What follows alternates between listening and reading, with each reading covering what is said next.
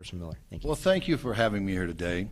If you've read the newspapers, you'll realize that I've never said one thing about my opponent, ever, in a negative fashion. My opponent does not respect me in the same fashion. He has done the same thing at numerous debates. But let's talk about career politicians. First of all, Bob, you need to read the law. You can live anywhere in the state of California and run for Congress. I chose to move to Rancho, Cucamonga and live here, and I'm registered to vote here. When I ran for this office, you weren't running for it. In fact, Bob, I don't know what you were running for. You had an office holder account. You had a Bob Dutton for Assembly account 2012.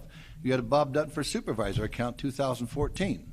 Now you opened a Bob Dutton for Congress account. Then last week you opened a Bob Dutton for Supervisor account 2018.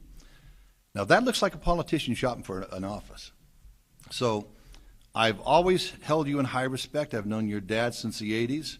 I've always considered you a colleague, and I've never spoke ill of you. But I'm not going to sit here publicly and allow you to jab me consistently. I have one campaign account, and I've had one campaign account for 14 years. It's Gary Miller for Congress.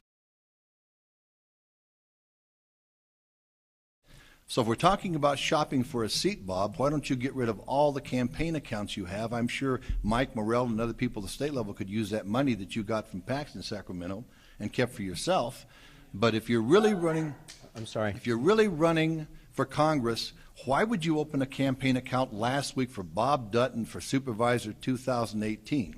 So if you want to trade barbs, why did you vote for 6 budgets in 9 years that have bankrupted the state of California? Now, I've always tried to be a gentleman. I've always tried to be polite, but you want to be negative. I never said one thing about you in the media or in the mail.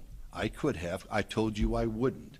But of our comments and our promises, I'm the only one who respected that. That concludes our time. Thank you.